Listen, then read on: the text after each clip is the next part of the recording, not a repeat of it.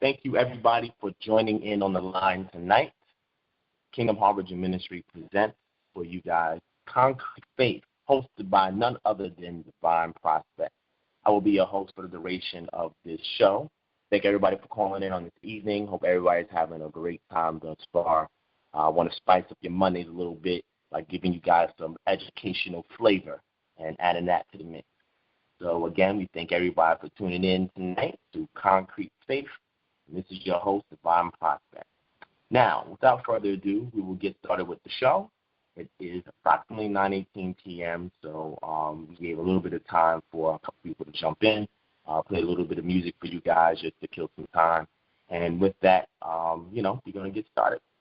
So with that being said, everybody who has checked us out on Facebook or checked us out on Instagram, or let's even check this out on YouTube, already have an idea what we're about. Pretty much what we do here at Kingdom Harbinger Ministries and doing this Concrete Faith series is to provide you guys with some anthropology, archaeology, linguistics, paleography, textual criticism, apologetics, etc., etc. We give you all of these sciences, and we give you these sciences with the intent to better help to confirm your faith in the script of the Bible, or what we like to call the Tanakh, or the full word or scriptures. The reason why we do that is because we're not trying to preach any doctrine to anybody on the line.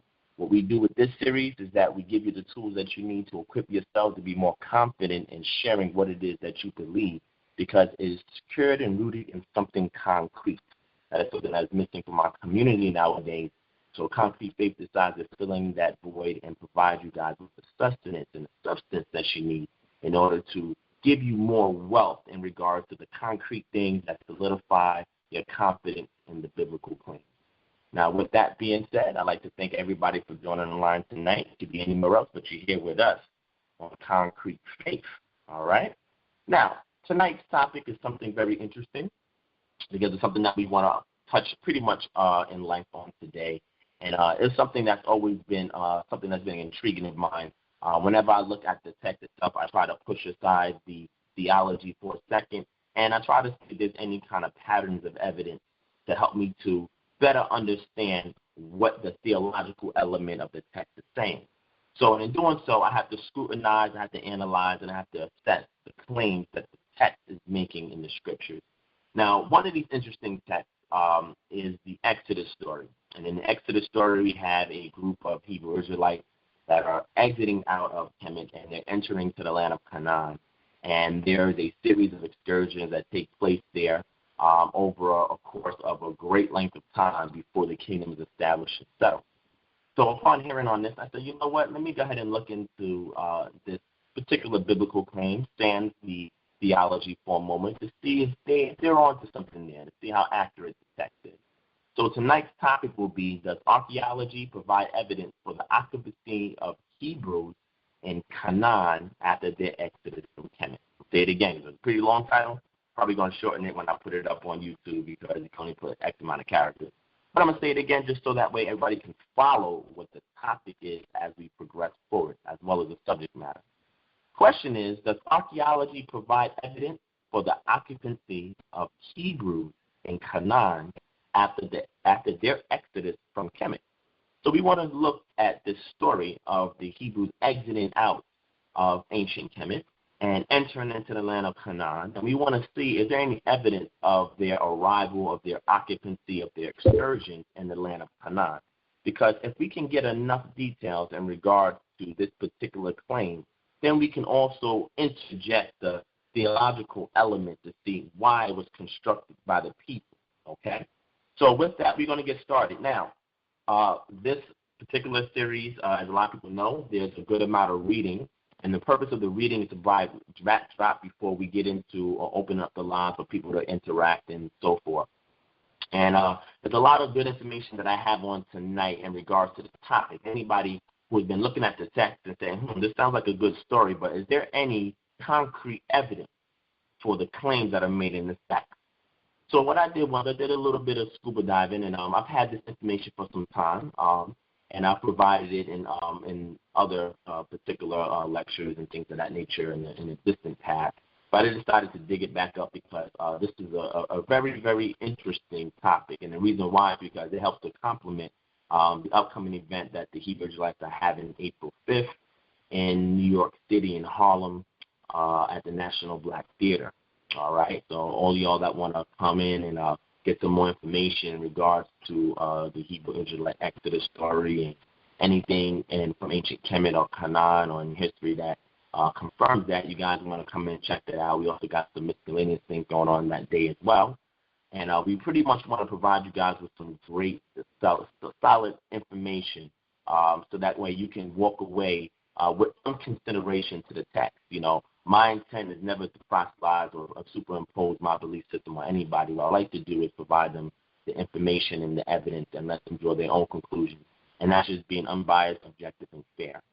So, on this particular matter here, I decided to look at a particular article by Brian G. Wood, who has a Ph.D., biblical studies as well as archaeology. And the title of this particular article that he had drafted up is called, "Did the Israelites Conquer Jericho? A New Look at the Archaeological Evidence."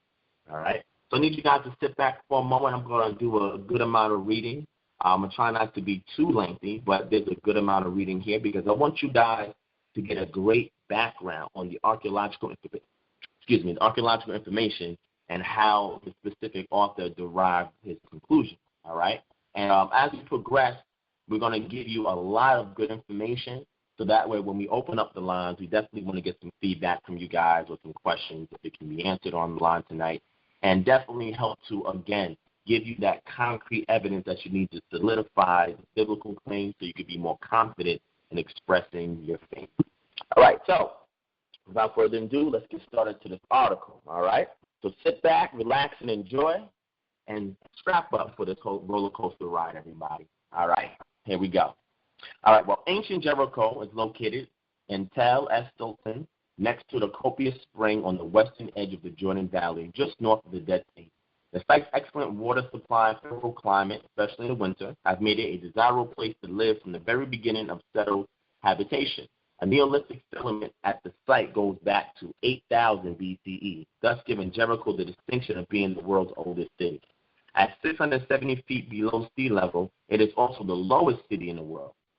The site is strategically located For Jericho, one has access to the heartland of Canaan. Any military force attempting to penetrate the central hill country from the east would, by necessity, first have to capture Jericho. And that is exactly what's in the Bible. After wandering in the Sinai Desert for 40 years, the Israelites prepared to cross the Jordan River and enter the Promised Land from opposite Jericho. Before making the crossing, however, Joshua, the Israelite commander, dispatched 2 spies to reconnoiter the city. Narrowly escaping capture, the spies brought back valuable intelligence collected from Rahab, a harlot who lived within the city wall. Although the Jordan was in flood at the time the Israelites crossed, the waters were miraculously stopped, and the Israelites were able to cross on dry ground. They then marched around the heavily fortified city daily for 7 days. On the 7th day, through the blast of the ram's horn, the walls came tumbling down. The Israelites rushed into the city and put it to the torch. Because of this importance in biblical history, Jericho was the second site in the Holy Land, Jerusalem being the first to fill the excavated pit. The first documented excavation was undertaken in 1867 and 1868 by the famous British engineer Charles Warren. Jericho was one of 9 towers or mounds he excavated in the Jordan Valley in an effort to determine if they were natural or artificial. He dug 6 vertical shafts and 3 trenches at Jericho. Based on his findings, Warren was also able to provide an answer to what had been a serious question until that time. As a general result, on the completion of the excavation, it may be said for a certainty that these mounds are artificial throughout and that they probably are the remains of ancient castles. He was wrong about the castles, but he was certainly right that the mounds were ancient ruins. The first major excavation at Jericho was conducted by an Austro-German expedition under the direction of Ernst Stelling and Karl Waxinger from 1907 to 1909 and again in 1911. This was before pottery chronology was well developed, so their dating was far off the mark.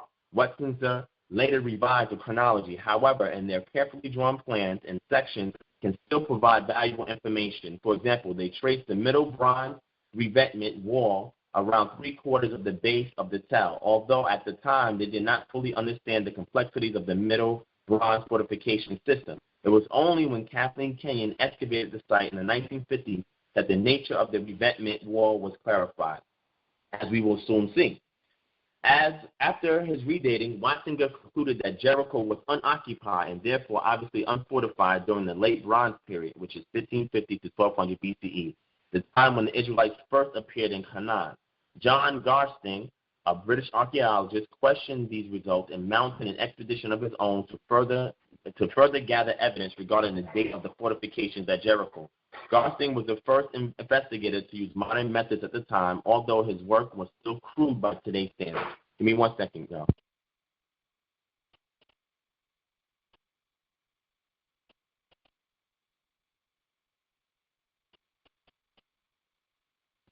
All right, let's get back to that. All right, so he dug from 1930 to 1936 and promptly published his findings in a series of preliminary reports. Although the Second World War prevented Garsting from publishing a final report on his work, after the war, in collaboration with his son, he published a popular account that summarized his final views on Jericho. Garsting excavated a collapsed double city wall on the summit of the tell that he dated to the late 15th to early 14th century BCE, which is the late Bronze Age. He also excavated a residential area on the southeast slope of the mound, which he believed was part of the city fortified by the double wall. He designated the city fort. It had been thoroughly destroyed in a violent conflagration. Garsting concluded that City 4 came to an end about 1400 BCE based on pottery found in the destruction debris, on scarabs recovered from nearby tombs, and on the absence of Mycenaean ware. He ascribed the destruction to invading Israelites. The matter seemed settled in Garsting's mind, but was that matter really settled? Hardly. In reality, Garsting's conclusion precipitated considerable controversy among his colleagues. After a few years and further advances in the knowledge of Palestinian archaeology, Garsting asked an up-and-coming British archaeologist named Kathleen Kenyon to review and update his findings. Kenyon did so and came up with more or less the same conclusion Selling and Watzinger had reached 25 years earlier. Jericho was destroyed at the end of the Middle Bronze Age in the mid-16th century BCE and was unoccupied throughout the Late Bronze Age except for a small area occupied for a short time in the 14th century BCE. So much for progress in Palestinian archaeology, right? As an outgrowth of questions raised in her critique, Kenyon headed yet another campaign to the ruins at Tel Es-Sultan. This one lasted from 1952 to 1958. Kenyon's excavation ushered in a new era in Palestinian archaeology. She introduced rigorous stratigraphic excavation techniques entailing detailed analysis of soil and debris layers and careful recording of the size of the excavation squares called balks. Kenyon concluded that her fieldwork confirmed her earlier review of Garsting's work. The double city wall Garsting associated with the Israelite invasion in about 1400 BCE, in fact, dated to the early Bronze Age some 1,000 years earlier. The destruction of Garsting's City 4, which he had dated to about 1400 BCE, occurred, according to Kenyon, at the end of the Middle Bronze Age, about 1550 BCE. In short, there was no strongly fortified late Bronze Age city at Jericho for Joshua to counter. The archaeological evidence conflicted with the biblical account. Indeed, it even disproved it. Based on Kenyon's conclusion, Jericho has become the great example of the difficulties encountered in attempting to correlate the findings of archaeology with the biblical account of a military conquest of Canaan. Scholars by and large have written off the biblical record as so much folklore and religious rhetoric, and this is where the matter has stood for the past 25 years. Kenyon died in 1978 without living to see the final publication of an excavation of the tell. Her conclusions were reported only in a popular book published a year before she completed her fieldwork and a series of preliminary reports and in scattered articles. The detailed evidence, however, was never supplied. This became available only in 1982 and 1983 when 2 volumes of pottery excavated from the tell were published. This, together with the stratigraphic data from the excavation published in 1981, makes it possible to perform an independent assessment of Kenyon's conclusions. I first became interested in Jericho while working on my PhD dissertation on Canaanite pottery of the late Bronze Age. I would occasionally thumb through Garsting's preliminary reports to see if there was anything of interest. I became intrigued by a considerable amount of what appeared to be late Bronze 1 1515 to 1400 BCE pottery he had excavated, easily said was absent at Jericho. Because of the lack of precision in Garsting's fieldwork and the rambling nature of his preliminary reports, it was not possible to gain a clear picture of the stratigraphic sequence at Jericho from Garsting's work alone. Kenyon's conclusions, on the other hand, could not be checked because her work remained unpublished. After completing my dissertation in 1985, I decided to pursue the matter further since by this time the Jericho reports were available. There is little doubt that Kenyon was correct in dating the double wall on top of the cell to the early Bronze Age, and this she was right and Garsting wrong. But there is a serious question about her dating of the destruction of the residential area of the final Bronze Age city to the end of the Middle Bronze Age. Here I believe Garsting was right after all. Before explaining why Garsting's date for the destruction of City 4 about 14 BCC in the late Bronze Age is to be the preferred to Kenyon's date at the end of the Middle Bronze Age, let me say a few words about Kenyon's methodology. As I have also already observed during her lifetime, Kenyon never published a definitive study of the pottery from the last stages of City 4 before its destruction. The final excavation reports published after her death reflect Kenyon's meticulous fieldwork and contain a complete and detailed presentation of her excavation results. But they merely present the raw data with no analysis or comment. To understand how Kenyon reached her conclusion, we must piece together scattered statements in various writings. When we do this, it becomes clear that Kenyon based her opinion almost exclusively on the absence of pottery imported from Cyprus and common to the late Bronze I period. This imported Tsaphahyah ware had been previously found mainly in some Megiddo tomb groups, and Kenyon used this pottery to construct a ceramic typology for the late Bronze I period. Also, although she also mentioned certain local pottery types used in this period, it is obvious she paid little attention to these common domestic forms since they appear regularly in the final phases of City 4. That she did not focus more on the local pottery is especially strange because considerable stratified local daily use pottery from the late Bronze I period had been excavated and was available for her work, with even at the beginning of her excavation at Jericho. Instead, Kenyon chose to emphasize the imported wares in reaching her chronological conclusion. As a result, Kenyon reached the following determination. When the material is analyzed in light of our present knowledge, it becomes clear that there is a complete gap both on the tell and in the tomb, found to the northwest of the tell between 1560 BC and 1400 BC. From the period after 1400 BCE, she found a residence-type structure and associated outbuildings, which she dated to about 1325 BCE. After that, the site remained abandoned until about the 11th century BCE. In other words, Kenyon's analysis was based on what was not found at Jericho rather than what was found. According to Kenyon, City 4 must have been destroyed at the end of the Middle Bronze Age because no imported Cypriot ware diagnostic for the ensuing late Bronze I period was found at Jericho. Dating habitation levels at Jericho on the absence of exotic imported wares, which were found primarily in tombs in large urban centers, is methodologically unsound and indeed unacceptable. Kenyon drew her comparative material from large cities like Megiddo, situated on major trade routes far from Jericho. Jericho, by contrast, is a small site, well off the major trade routes of the day. A careful examination of the Jericho excavation report as a whole, moreover, makes it clear that both Garsting and Kenyon dug in a poor quarter of the city where they found only humble domestic dwellings. Why then would anyone expect to find exotic imported ceramics in this type of cultural milieu? To make matters worse, Kenyon based her conclusions on a very limited excavation area, 2 26-foot by 26-foot squares. An argument from silence is always problematic, but Kenyon's argument is especially poorly founded. She based her dating on the fact that she failed to find expensive imported pottery in a small excavation area in an impoverished part of a city located far from a major trade route. Rather than unusual imported wares, attention should be given to that Kenyon and Garsting both found in abundance.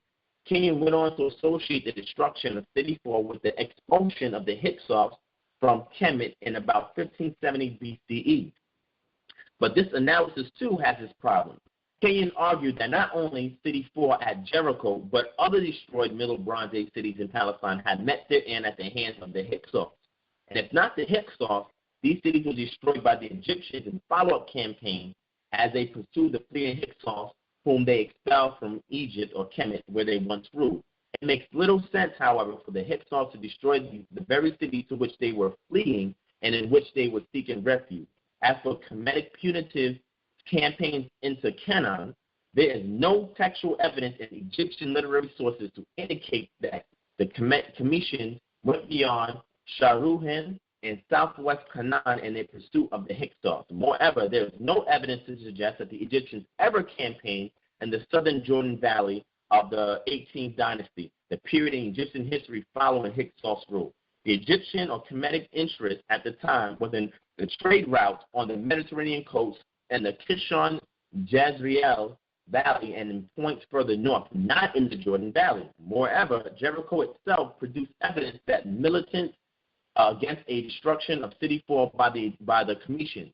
And the burnt debris of City 4, both Garston and Kenyon found many store jars full of grain, indicating that when the city met its end, there was an ample food supply. This flies in the face of what we know about the Kemetic military tactics. Kemetic campaigns are customarily mounted just prior to harvest time. Food supplies stored inside the cities would be at their lowest level then. The Commissions themselves could use the produce in the fields to feed their army, and what the Commissions did not want for their own use, they could destroy, thereby placing a further hardship on the indigenous population. This was clearly not the case at Jericho. Finally, the Commission strategy for capturing a strongly fortified city such as Jericho was by siege. Tsaphahyah was besieged by the Commissions for 3 years. The siege of Megiddo lasted 7 months. The ample food supply at Jericho indicates that it succumbed quickly, not after a long siege, and this occurred after harvest time, not before. So Kenyon is weak on both is on weak ground, both in dating the destruction of City 4 to the end of the Middle Bronze Age, 1550 BCE, and in her historical reconstruction that attributes the destruction of Jericho to the Hyksos or the Commission. Let us look now at the evidence that supports Garston's conclusion that City 4 was destroyed in about 1400 BCE at the end of what archaeologists call Late Bronze Age 1. 4 lines of evidence converge to support this conclusion. First and foremost is the ceramic data. Second, the stratigraphical consideration. Third, scarab evidence. And fourth, a radiocarbon date. Although I will spare the reader a technical discussion of the Jericho pottery, we will look at a few examples from the final phases of City 4, all excavated by Kenyon. To anyone familiar with Bronze Age pottery, it will be obvious that these forms are from the late 1 Bronze period and not the Middle Bronze Age. In particular, a cooking pot with an internal lip is found only in the late Bronze 1 period. The simple round-sided bowl with concentric circles painted on the inside has a limited lifespan in Cisjordan, confined to the last part of the late Bronze Age 1 period and the latter half of the 15th century BCE. Flaring, coronated or angled bowls with a slight crimp, conical bowls, store jars with a simple folded rim, inverted rim cooking pots with flames, water jars with painted stripes, and small dipper juglets are all characteristic of the late Bronze Age. Many more examples of this type of pottery can be found in the excavation reports in both Kenyon and Garston. Ironically, Garston found a considerable quantity of pottery decorated with red and black paint, which appears to be imported Tsaphahyah bichromeware, the type of pottery Kenyon was looking for and did not find. Tsaphahyah bichromeware is one of the major diagnostic indicators for occupation in the late Bronze 1 period. At the end of Garston excavation, the significance of this type of pottery was not recognized, so it was simply published along with all the other decorated pottery without being singled out for special notice. It showed up in erosional layers on the east side of the tell. Evidently, it originated in a large structure upslope, which Garston referred to as the palace. Only a portion of the eastern wall of this building remained at the time of the excavation. It appears that Kenyon's area H was too far north to be in the path of the run-on from the palace, and thus no bichrome ware was found in her square. Now let's look at the stratigraphy of City 4, which is related in a very elementary way to the time. With her careful excavation technique, Kenyon was able to identify many different occupational phases during the Bronze Age at Jericho. Middle Bronze 3, the last sub-period of Middle Bronze, lasted from about 1650 to 1550 BCE. The beginning of the Middle Bronze 3 phase at Jericho can be fixed quite confidently at Kenyon's phase 32. From phase 32 to the end of the life of City 4, Kenyon identified 20 different archaeotectural phases, with evidence that some of these phases lasted for long periods of time. Over the course of the 20 phases, there were 3 major and 12 minor destructions. A fortification tower was rebuilt 4 times and repaired once, followed by habitation units that were rebuilt 7 times.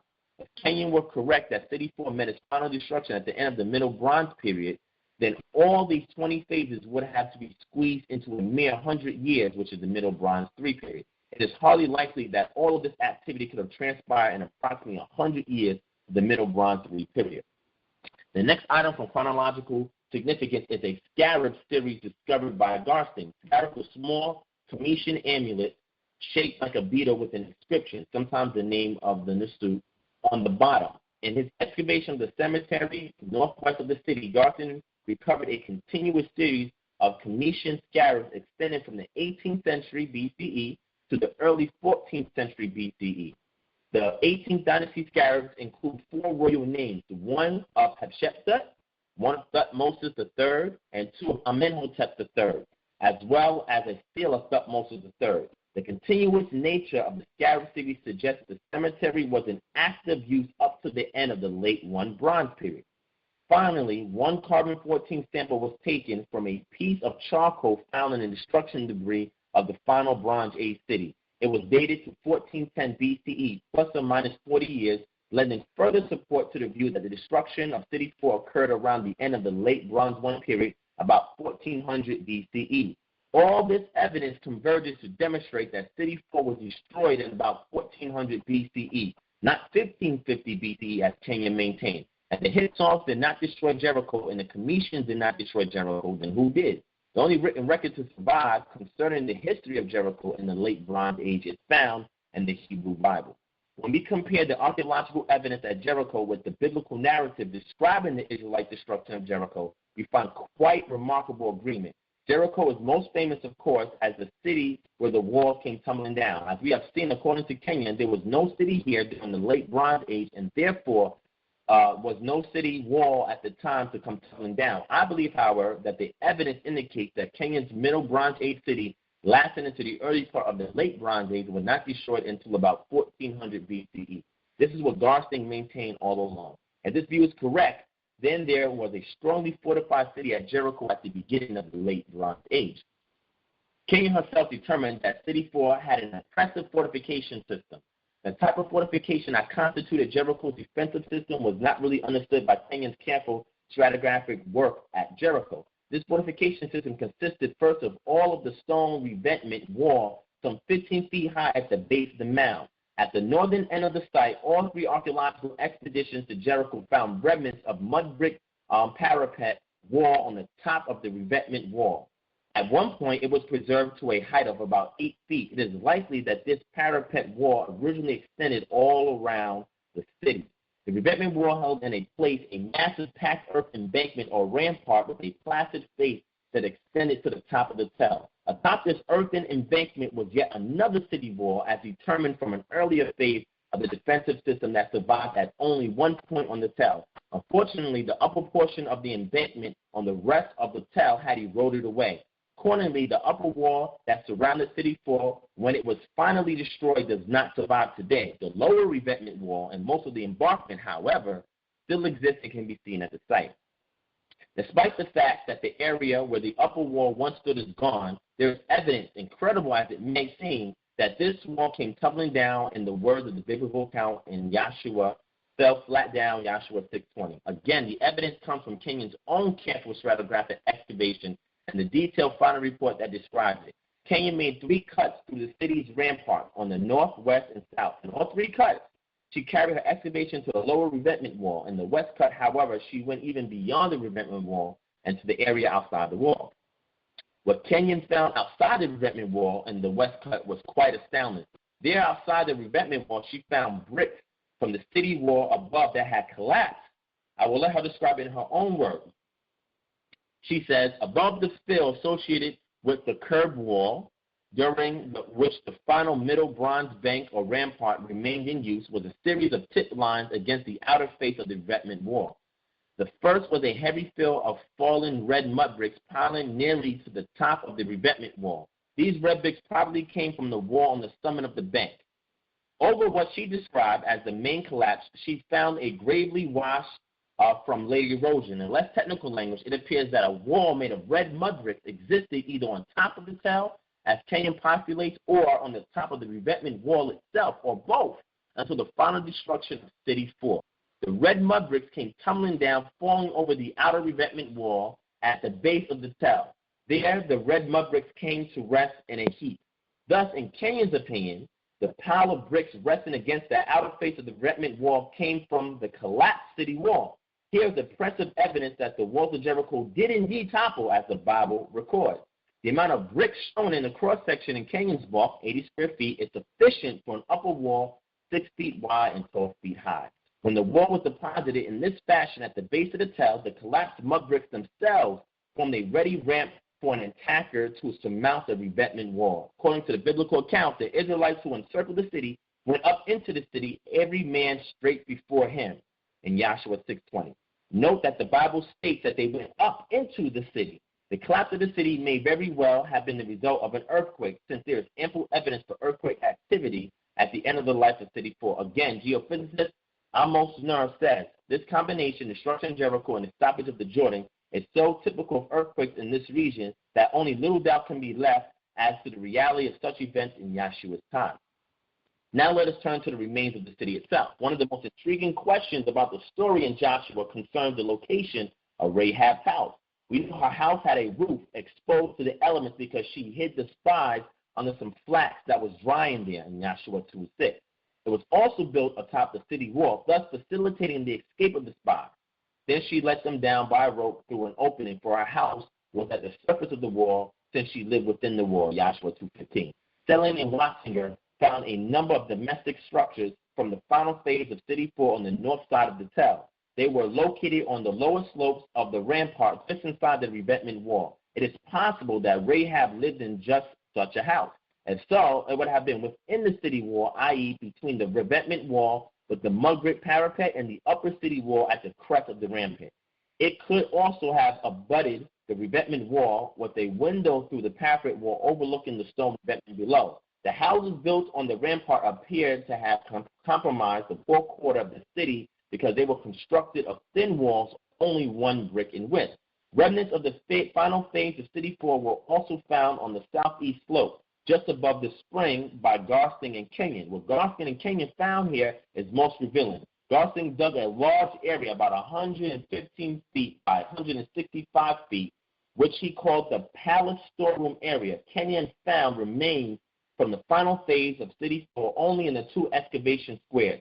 The results revealed that City 4 was massively destroyed in a violent conflagration that left a layer of destruction debris a yard or more thick across the entire excavation area.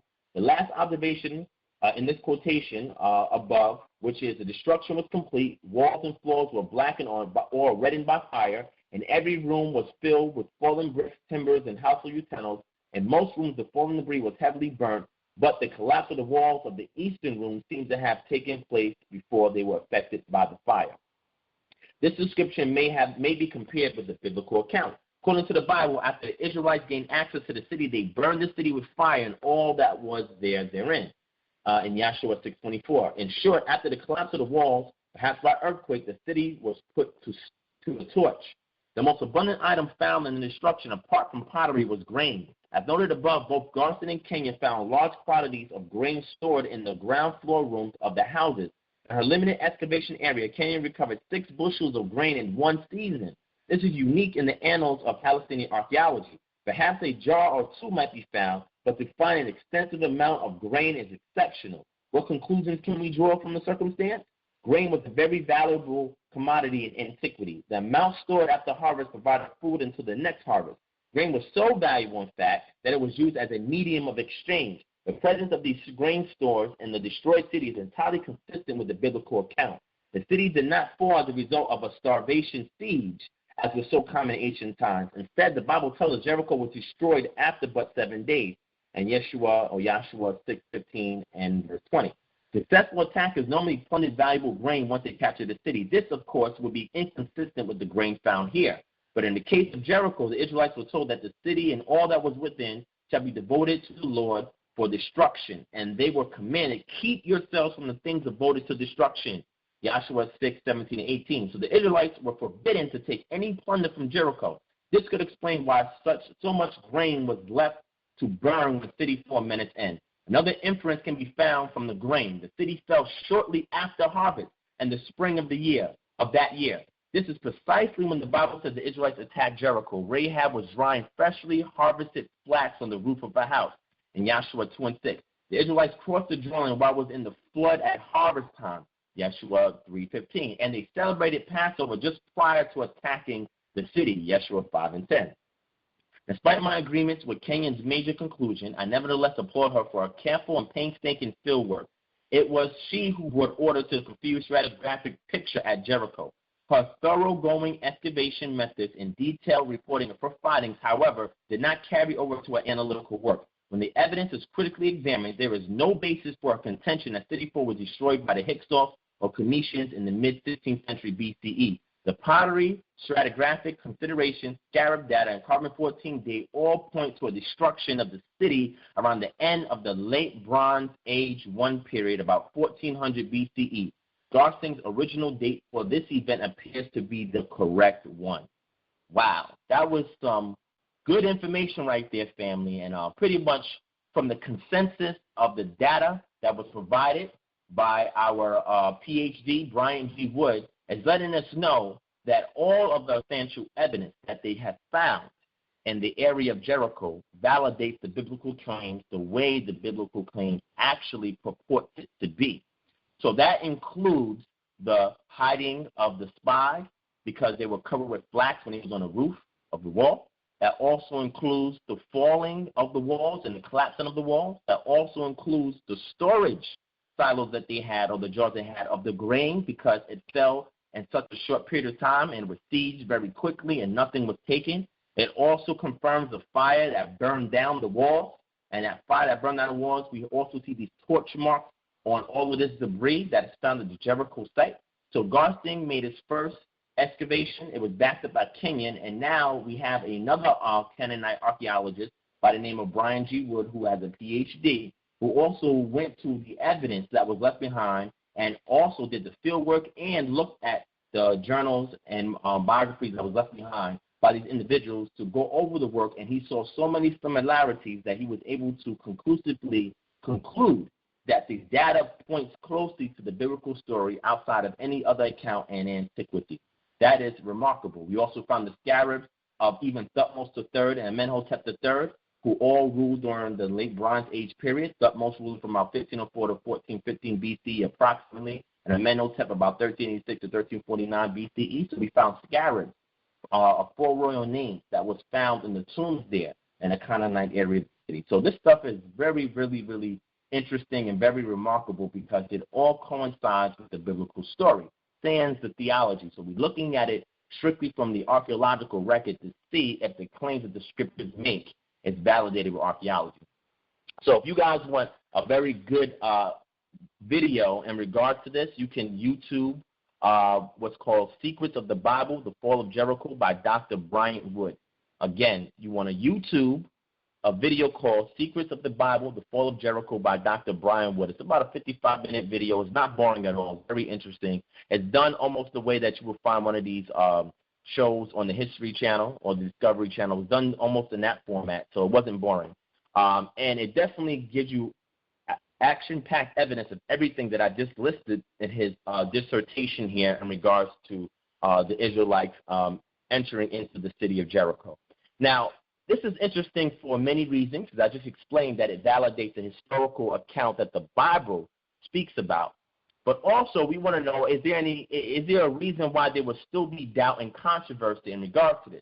Well, there is, and you're always going to have an objective view that is the con of what has been listed here.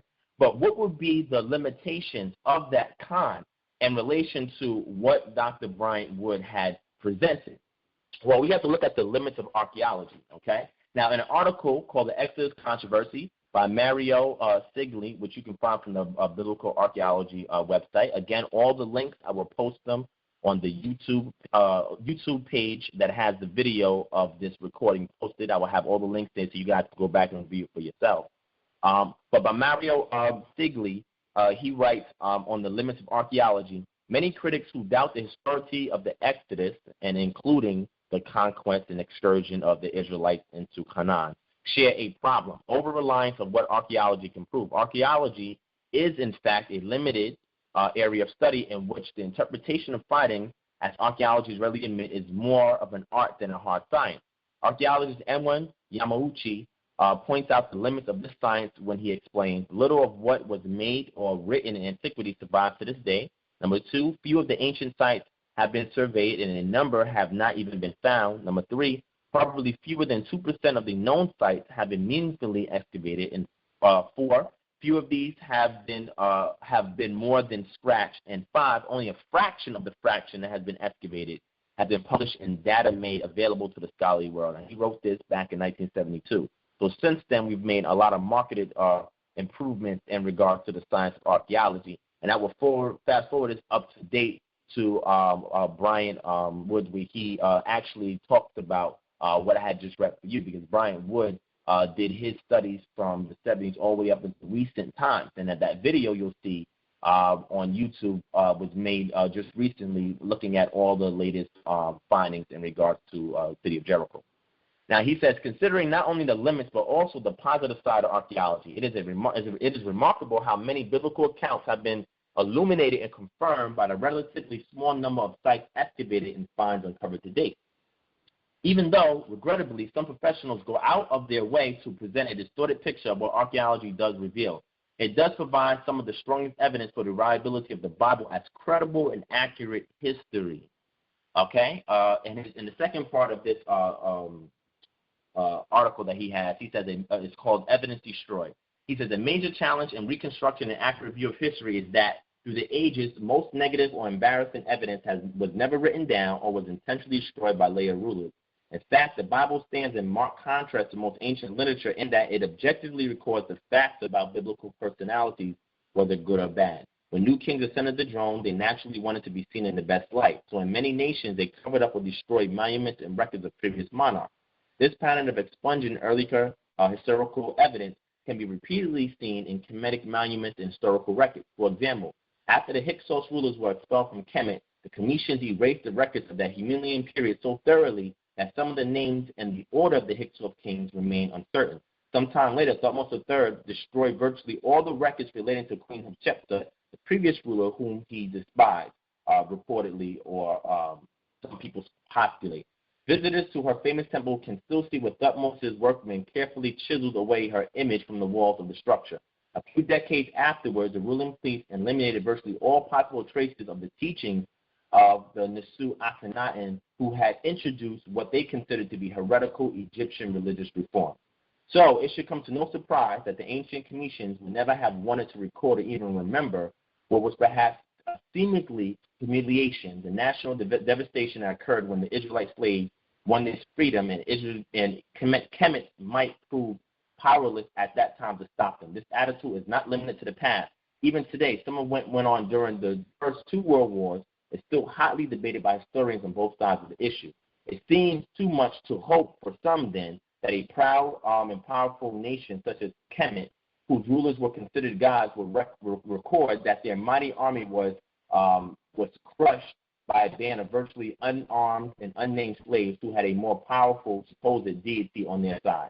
He also goes on into the widespread destruction. If the traditional 1400s date of the Exodus is maintained, the archaeological evidence seems to fit much better, for destruction levels in Canaanite cities such as Hazor and Jericho also date to the 1400s.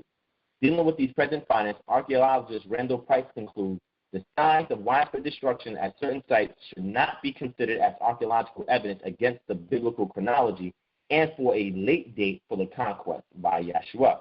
It says these destructions better fit in the period of Judges, during which ongoing warfare was commonplace.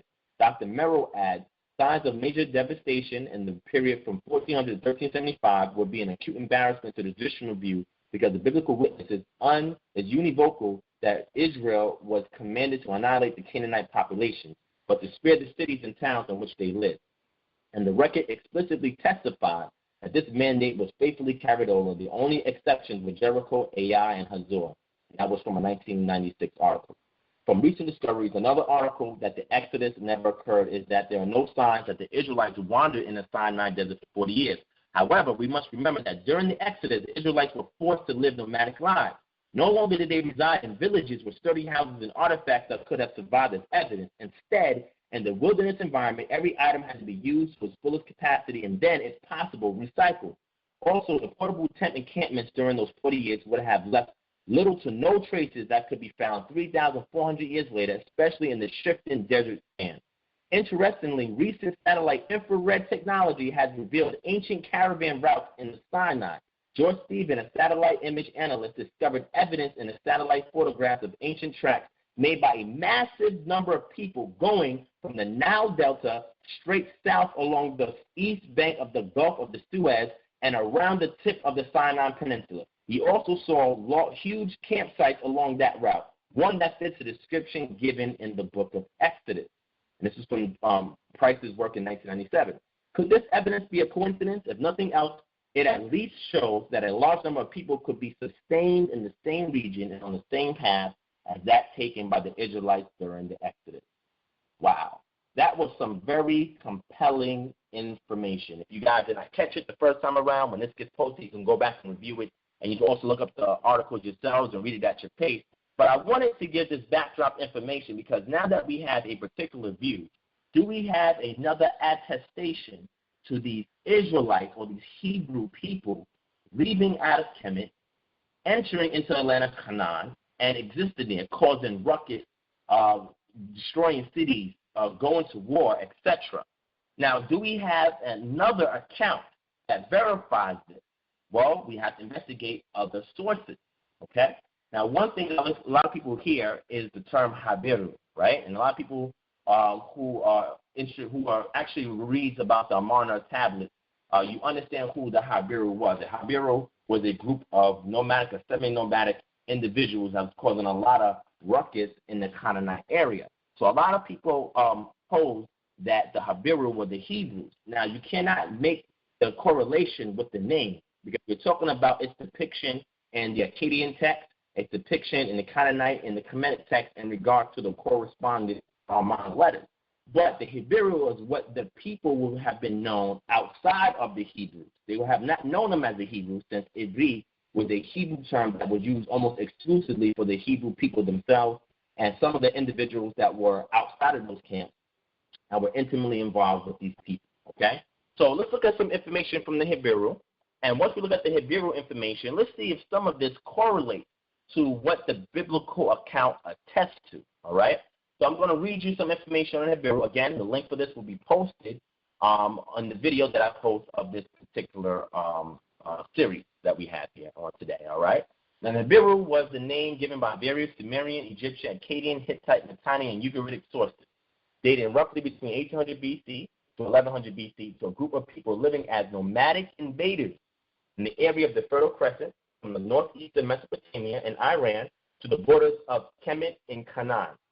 Depending on the source and epoch, these Habiru were variously described as nomadic or semi-nomadic rebels, outlaws, raiders, mercenaries, and bowmen, servants, slaves, migrant workers, etc.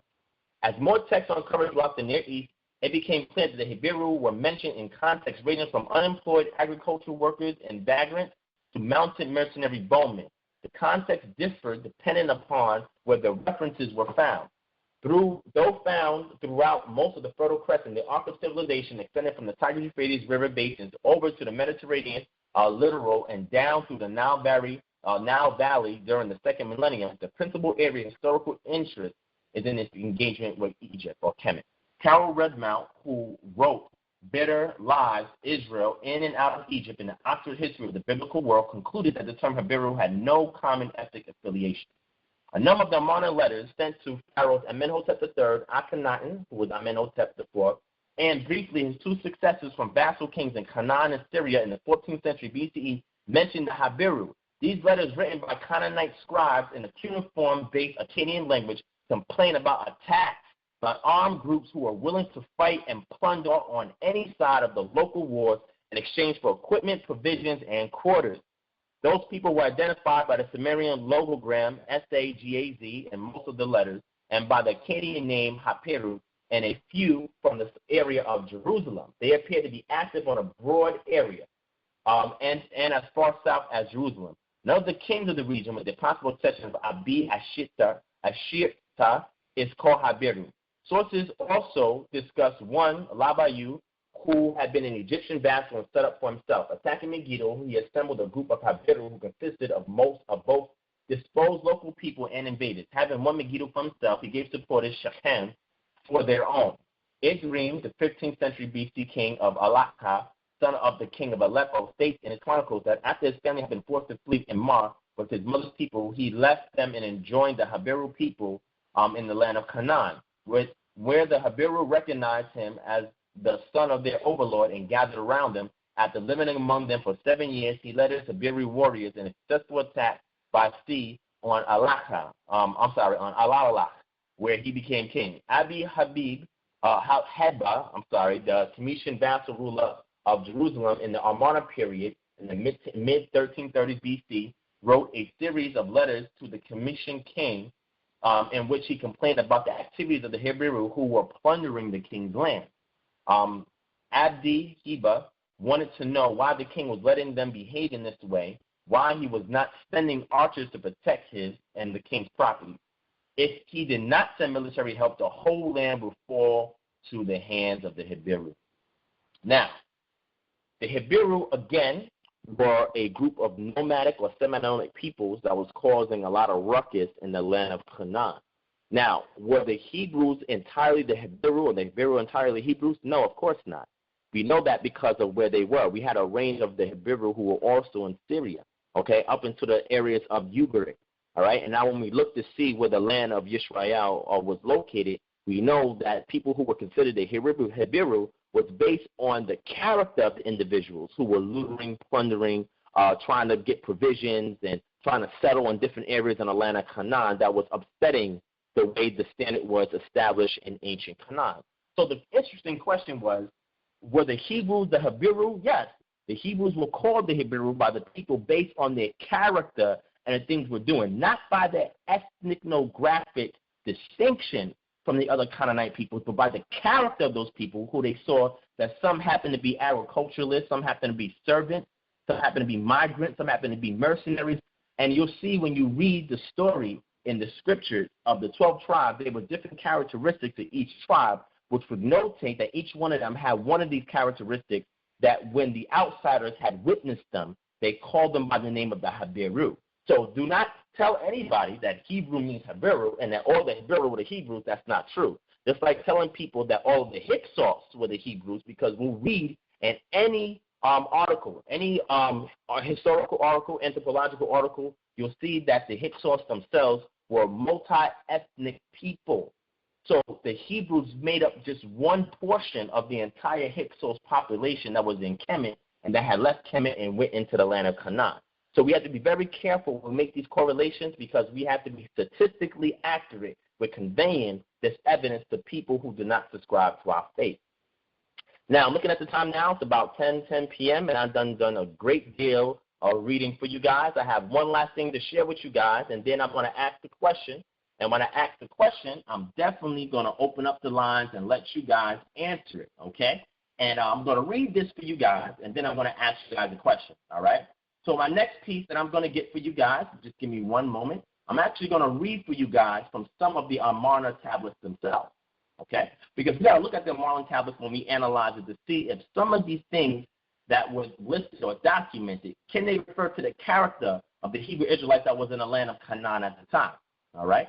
So we're definitely going to look at these things because we want to see if anything in this record can relate or correlate to the Hebrew Israelites of this time.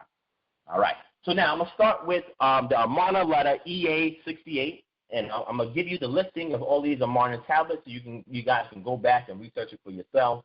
And I'll double check on the things that I said for you. Again, I will have links posted up so you guys can review everything that I had listed on the line on tonight. Because I always welcome people to double check the work that I present because I try to present things objectively without giving my own okay. So if you look at the Amarna letter EA68, okay, in the storyline, Rib Hadad, the mayor of Byblos, warns Pharaoh that the city of Sumer will be lost to the Habiru. And if we look at the paraphrase of the tablet, it says, from Rib-Hadad, mayor of Byblos, Gebel, king of all the countries, great King Pharaoh, the war of the Hebrew forces is extremely severe. Do not neglect Sumer, lest all be joined to the Habiru. Interesting. If you look at the Amarna letter EA78 or Amarna tablet EA76, the storyline is Rib-Hadad's warning went unheeded, and Sumer is lost to the Hebrews or the Habiru and begs for Pharaoh to send archers to help defend the city.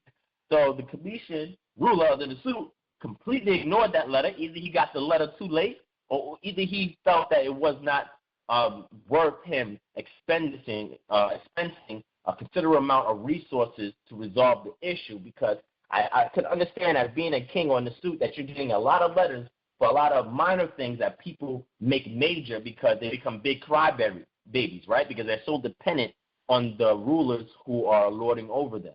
But if you look at the letter EA76, after the city was lost, the paraphrase of the tablet goes, from Rib-Hadad,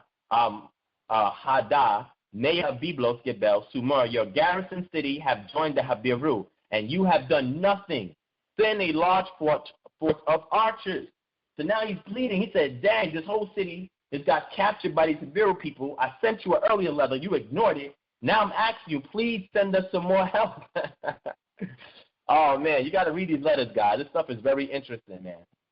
All right, if you look at the Amarna letter EA71, Amarna tablet EA71, the storyline is Rib-Hadad, the mayor of Byblos, warns of a non-Habiru trader named Abi Ashita, who is working against Pharaoh's interest in Canaan and helping the Habiru. A request for 100 horses and 200 troops is made of Pharaoh in Egypt or Kemet to help.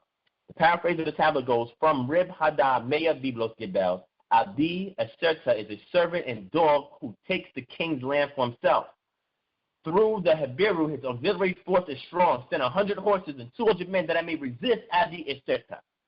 If you go to Amarna letter EA73, storyline goes, Rib-Hadad, mayor of Byblos, warns that the traitor named Abi Ashita is telling the people of each city to rise up and kill their city mayor and become allied with the Hebrews, right? In this case, the Nasut is warned that the town of Amiya near Byblos is at risk of such an insurrection. A paraphrase of the tablet goes, from Rib-Hadad, mayor of Byblos, Gebel, Abi Ashita sent a message to the men of Amiya, kill your city mayor and join the Habiru. In Amarna letter EA74, the storyline goes, Rib-Hadad, mayor of Byblos, warns of a non-Habiru trader named Abi Ashita has successfully convinced the townsfolk of Amiya to kill their mayor and join the Habiru. Notice that the expression burden and trap is similar to what the Sennacherib said to Hezekiah in the Sennacherib's annals when he attacked Jerusalem. I shut up in Jerusalem, his capital city, like a bird in a cage. Paraphrase of the tablet goes, Abi Ashita said to the men of Amiya, kill your leader and live in peace like us. They were won over and the entire country joined the Habiru. I am very, very afraid since no one will save me from them. I, Rib-Hadad, am like a bird in a trap in Byblos. All right? Let's move forward. All right? If you look at the Amarna letter EA121, Rib-Hadad, mayor of Byblos, warns of a non-Hebrew trader, or Habiru trader, named Abi Ashita is about to attack Byblos and is telling everyone that Rib-Hadad is no one to be feared. Paraphrase of the tablet goes, Rib-Hadad, mayor of Byblos, Gebel, to king of all countries. Great king, Abi Ashita has said to the Habiru, who is this Rib-Hadad? He says to the Nasut, please send archers. Yo, the student is just ignoring this dude, man. If you go to Amarna letter EA88 or Amarna tablet EA88, the storyline goes, Rib-Hadad, mayor of Byblos, warns that a non-Habiru trader named Abi Ashita will capture the entire promised land from Byblos down to the Wadi el-Arish, which is the border of Kemet. What an incredible statement. This is exactly what Joshua accomplished. And the paraphrase of the tablet goes, from Rib-Hadad, mayor of Byblos, Gebel, but if the king does not give heed to my words, then Byblos will be joined to Abi Ashita, and all the lands of the king as far as Kemet will be joined with the Habiru. Wow, interesting. At the Amarna letter EA77, Amarna tablet EA77, storyline goes, Rib-Hadad, mayor of Byblos, warns that Byblos will be lost to the Habiru, and he is afraid for his life from his own townsfolk who might rise up and kill him. The paraphrase of the tablet goes, from Rib-Hadad, mayor of Byblos. If no archers come out, all lands will be joined to the Habiru. I'm afraid the residents of Byblos will strike me down. And Amar letter EA90, Amar tablet EA90, Rib-Hadad, mayor of Byblos, warns that a non-Hebrew trader named Abdi Aserta has captured all the nearby cities and aligned themselves with the Habiru. It is interesting that the mayor actually criticizes and accuses the Nusut for being responsible for loss and ultimately negligent. The paraphrase of the tablet goes, King, the war is severe. Abdi Aserta has taken all my cities. Byblos alone remains to me. You yourself have been negligent of your cities so that the Habiru takes them all. Wow, this is real. It's getting real, man. And Amana tablet EA118, Amana letter EA118, the storyline goes, Rib-Hadad, mayor of Byblos, informs the Nusut that both the cities of Sidon and Beirut had been lost to the Hebrews or the Habiru, and that Byblos may be next. The paraphrase of the tablet goes, from Rib-Hadad, mayor of Byblos, Sidon and Beirut don't belong any longer to the king. Look, if the residents abandon Byblos, the Habiru will seize the city. And Amana letter EA82. Storyline goes, Rib-Hadad, mayor of Byblos, warns that a non-Habiru trader named Abdi Aserta is strong and that Byblos will fall in 2 months if archers are not sent from Egypt to help. Paraphrase of the tablet goes, are you unable to rescue me from Abdi Aserta? All the Habiru are on his side and he is strong. If within 2 months there are no archers, then I will abandon Byblos. And I'm on a letter EA101. The storyline goes, Rib-Hadad, mayor of Byblos, announces that a non-Hebrew trader named Abdi Aserta has been killed by the pirates of the region of the Amur because he wouldn't pay them tribute. As we will soon see, Abdi Aserta's son will take over his command. Rib-Hadad tells the Nusut to seize all the ships in Egyptian ports flying under the control of anyone from the city of Arwada that was stolen. The paraphrase of the tablet goes, to the Pharaoh, the pirates of Amru killed Abdi Aserta because he was unwilling to pay tribute to Assyria. They have seized the cargo of Pharaoh's ships and given your ships to the men of Arwada. Seize any Amru ships of the men of Arwada currently docked at your seaport in Egypt. The modern letter EA144 goes, the storyline says, Simredi, king of Sidon, informs the Nusut that all the nearby cities have been lost to the Habiru. Paraphrase of the tablet goes, from Zimredi, mayor of Sidon, to the Nusut, the war against me is very severe. All the cities that the king put in my charge have been joined to the Habiru. All right? Modern letter EA147. I got a few more. I'm going to wrap up. Abdi Meluku, mayor of Tyre, tells Pharaoh, or the Nusut, that he is guarding Tyre, but that Zimredi, king of Sidon, is a traitor who was aligned with Aziru, the son of the deceased trader Abdi Aserta. Aziru, Abdi Aserta's son, now is in charge. All right, let's skip forward to that tablet. That doesn't talk much about the Hebrew. Okay, armor letter EA148. The storyline is Abdi Meluku, mayor of Tyre, warns that the mayor of Sidon, the mayor of Hazor, are both traitors who have joined the Habiru. In spite of any message they send, that they are still loyal. Hazor was captured first by Yeshua in 1401 BC, and then Jabin, king of Hazor, was defeated by Deborah in 1200 BCE. Notice the language of sun worship. Paraphrase of the tablet goes, from Abi Milku, mayor of Tyre, to the king, my lord, my God, my son. The mayor of Sidon raised your land. The mayor of Hazor has aligned himself with the Habiru. These are treacherous fellows. They have taken over the king's land from the Habiru. Mono letter EA189.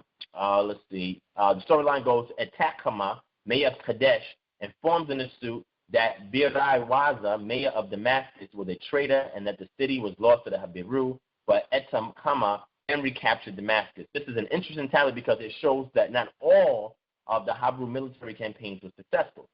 Etakama, mayor of Kadesh, to Pharaoh. Biri Yawaza, mayor of Damascus, allowed all the cities to go over to the Habiru, but I went, and with your gods and your son leading me, and recaptured the cities from the Habiru and disbanded the Habiru. Amar letter EA215. But Yahweh begs Pharaoh to send the Yan Hamu, an Egyptian ambassador or provincial leader, to help within the year, or the entire land of Canaan will be lost to the Habiru. Paraphrase of the tablets, by Yahweh, my servant, I fall at the feet of the king, my lord, my son, my God, 7 times and 7 times on the stomach and on the back. Should Pharaoh's district overseer, Yan Hamu, not be here within this year, all the lands are lost to the Habiru. Now I got piles and piles of these tablets Amarna letter EA-243 says, Beridija, mayor of Megiddo, claims to be loyally protecting the city from unceasing attacks by the Hebrew.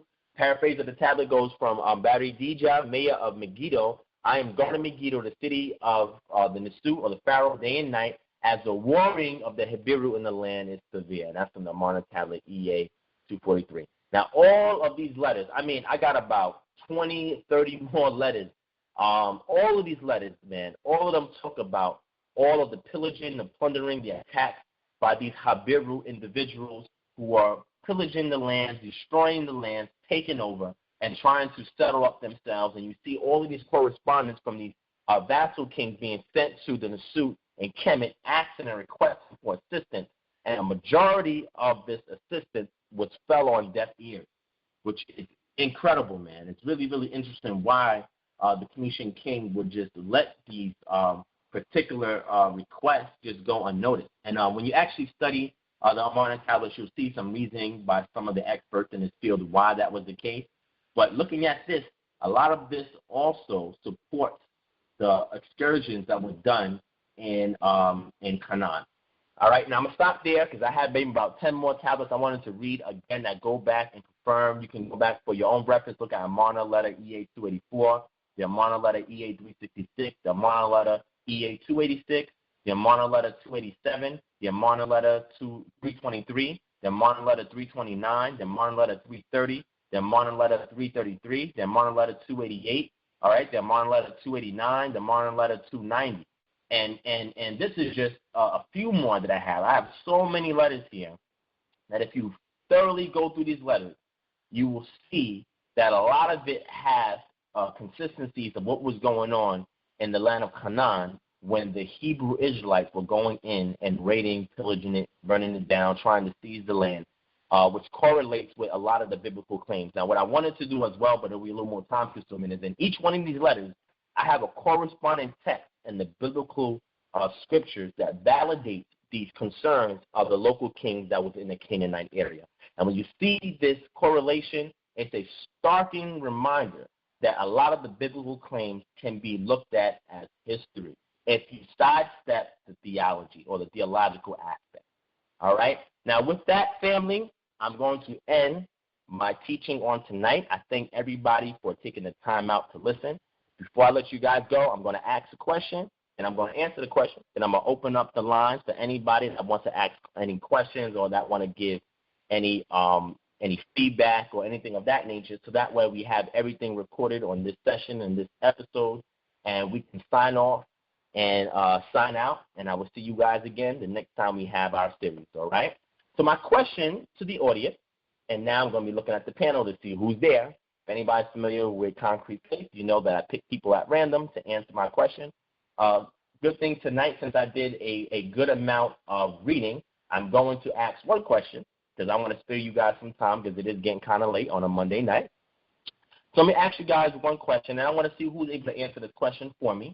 And then I'm going to give the answer, and after that, I'm going to open up the line for another 5 or 10 minutes or so, just so people can give their final remarks or give any suggestions or ask any questions before we close down on tonight. All right? All right, so my question is, after reading the Amarna tablet, after reading all the evidence that we see there, the correlating evidence in regards to the siege on Jericho, all right, and after the death of Joshua, because we were talking about the excursion that was made by Joshua, I want somebody on the line to answer for me. Give me 2 chapters in one book in the Bible that can account for all of these raidings, all of these additional excursions, all of these pillagings, this plundering, all of these concerns that were raised by the vassal kings that was in Canaan, that was sent via the Amarna letters to the Commission Nisut. Give me a chapter or 2 in the scriptures themselves that validate a lot of these excursions and unrest and uproar that was occurring in the text outside of the book of Joshua. All right? This should be an easy question, but I want to see if somebody can answer this question for me. I'm going to ask one more time. After all the information that transpired on the line tonight, I want somebody to tell me 2 chapters somewhere in the scripture after the book of Joshua that gives us almost a summary of all of these plunderings, these excursions, this warfare, this unsettlement that occurred in Canaan when these Hebrew, and these Hebrew that they were mentioning in the Amarna tablets, we know that a stock of them were the Hebrews that was causing all this uproar.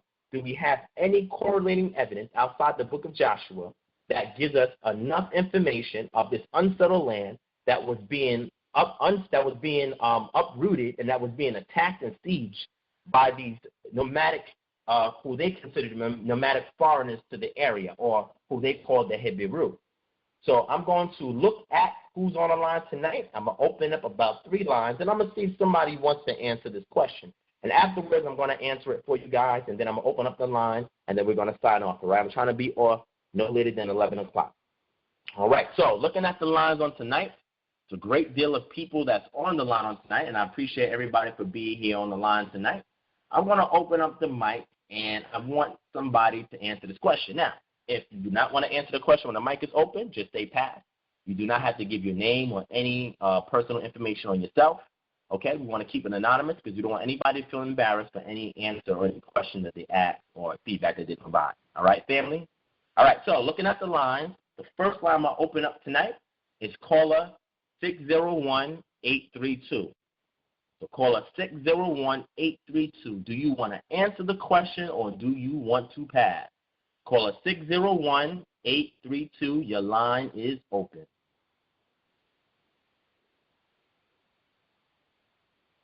Caller 601-832, your line is open. All right. No feedback from that caller. Jump to another caller. All right. Caller, let's see. Caller 803-315. Caller 803-315. Your mic is open. Do you want to answer the question or do you want to pass? Peace, God. I came in kind of late, but I'll give it a shot. I won't be too specific, but I would just pretty much say the whole book of 1 Samuel, when David was in his reign, and plundering, and plus when Joshua had died, and they began to kill off all the Canaanites when God told them to take over the land. And what book would that be? You said 1 Samuel and what else?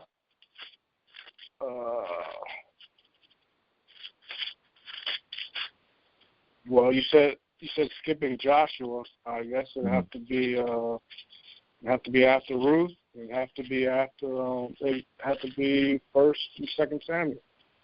Okay, gotcha. So you said 1 and 2 Samuel. All right. Great feedback, caller. I definitely appreciate that. And again, thank you for that feedback because it's helping those on the line to get some insight. I'm going to mute your mic now, and I'm going to open it back up near the end of the call so that people can give feedback. I'm going to look for 2 more people to get involved on this line on tonight. So let's see who's on the line tonight. I'm going to open up the line. So caller number 516323. Caller number 516323, your mic is open. Do you want to answer the question or do you want to pass?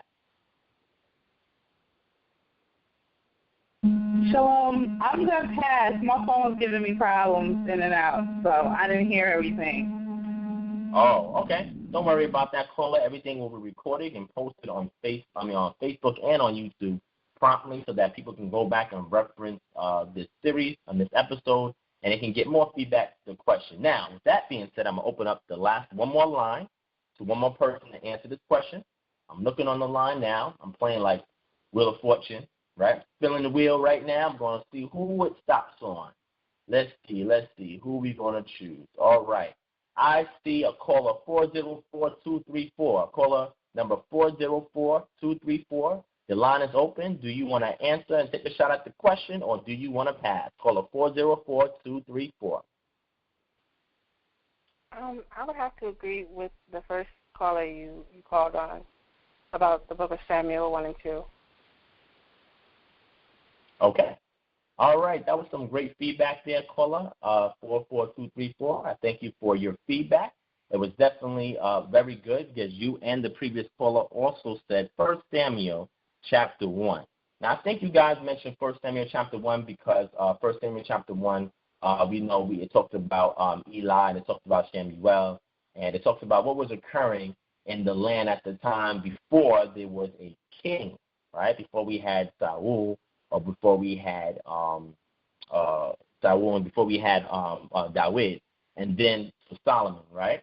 So those are some great answers. I would say that is secondarily, and the reason why I say that secondarily because in 1 Samuel we start to have kings that rise up in the book of 1st, 2nd Samuel, going to 1st Kings and 2nd Kings. So first start to see the rule of Samuel, the rule of Saul, and then we go from Saul, we jump into David, and from David we jump to Solomon. But what's interesting is we all know that Samuel was the last judge. Now, why is that important? Because we're going to go to what I believe gives a lot of credence to the Amarna tablets of the uprest that was occurring. Now, anything in 1 Samuel that records the uprest in the land of Canaan before they had an established ruler, I will accept that. So what I would say, that's a great answer, callers. You guys gave some great feedback, and I will not dispute that. But what I will say is that I will give precedence to the book of Judges. Why would I give the precedence to the book of Judges? Because Judges actually trickles all the way into 1 Samuel, right? Because Samuel himself was the last judge. So why is that important? Well, when we start to read Judges chapter 1, we get some great insight into what these Amarna tablets was talking about that was occurring in the land of Canaan. I'm going to read for you Judges chapter 1, chapter 2, and this is a part of chapter 3, and I'm going to go through it quick so I can open up the line for another 10 minutes to let you guys give your feedback, ask any additional questions, and then we're going to sign off. Now, I'm reading from the New King James Version, Judges chapter 1. Okay, it's headlined by being called the continuing conquest of Canaan. It goes, now after the death of Yeshua, it came to pass that the children of Israel asked the Lord, saying, who shall be the first to go up for us against the Canaanites to fight them? And the Lord said, Judah shall go up. Indeed, I have delivered the land into his hand. So Judah said to Simeon, his brother, come up with me to the allotted territory that we may fight against the Canaanites, and I will likewise go with you to your allotted territory. And Simeon went with him. And Judah went up, and the Lord delivered the Canaanites and the Perizzites into their hand. And they killed 10,000 men at Bezek. And they found Adonai Bezek and fought against them, and they defeated the Canaanites and the Perizzites. The Adonai Bezek fled, and they pursued him and caught him and cut off his thumbs and big toes. And Adonai Bezek said, 70 kings with their thumbs and big toes cut off used to gather scraps under my table, as I have done. So God has repaid me. Then they brought him to Jerusalem, and there he died. Now the children of Judah fought against Jerusalem and took it. They struck it with the edge of the sword and set the city on fire. And afterwards the children of Judah went down to fight against the Canaanites who dwelt in the mountains in the south and in the lowland. Then Judah went against the Canaanites who dwelt in Hebron. And they killed Sheshai, Ahiman, and Talmai. It says, from there they went against the inhabitants of Debir. Then Caleb said, whoever attacks Kirjath, Sephar, and takes it, to him I will give my daughter Achsah as my wife. Now the children of the Kenite, Moses' father-in-law, who were part of it was a tribe from out of the people of the Midianites, went up from the city of Palm and with the children of Judah into the wilderness of Judah, which lies in the south near Arad, and they went and dwelt among the people. And Judah went with his brother Simeon, and they attacked the Canaanites who inhabited Zephath and utterly destroyed it. So the name was called Hormah. Also, Judah took Gaza with its territory, Ashkelon with its territory, Ekron with its territory. So the Lord was with Judah, and they drove out the mountaineers, but they could not drive out the inhabitants of the lowland because they had chariots of iron. And they gave Hebron to Caleb, and Moses had, as Moses had said. They did expel from there the 3 sons of Anak, but the children of Benjamin did not drive out the Jebusites who inhabited Jerusalem. So the Jebusites dwell with the children of Benjamin in Jerusalem to this day, of whoever edited the text. It says, in the house of Yosef also went up against Bethel, and the Lord was with them. So the house of Yosef sent men to spy out Bethel. And when the spies saw a man coming out of the city, they said to him, please show us the entrance to the city, and we will show you mercy. So he showed them. Now, this sounds like something in the Armana letters that we were talking about, right? People that were helping out the Hibiru. So he showed them the entrance to the city, and they struck the city with the edge of the sword, but they let the man and all his family go. So he would have been considered as a traitor, right? And the man went to the land of the Hittites, built the city, and called this thing Luz, which is a name to this day. Now, The second heading goes on in chapter 1, says, incomplete conquest of the land. This is very important, people.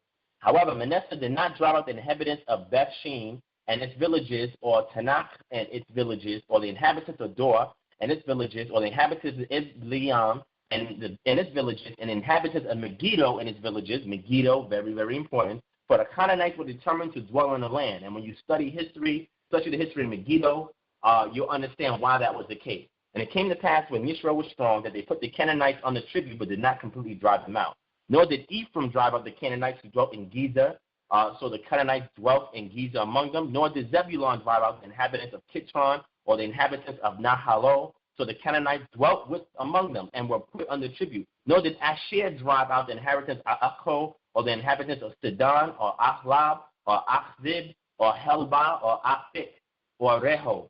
So the Asherites dwelt among the Canaanites, the inhabitants of the land, for they did not drive them out. Nor did Naphtali drive out the inhabitants of Beth Shemesh or the inhabitants of Beth Anath, but they dwelt among the Canaanites, the inhabitants of the land. Nevertheless, the inhabitants of Beth Shemesh and Beth Anath were put under tribute to them. And the Amorites forced the children of Dan into the mountains, for they would not allow them to come down to the valley. And the Amorites were determined to dwell in Mount Hadad and Aijalon and in Sha'abim.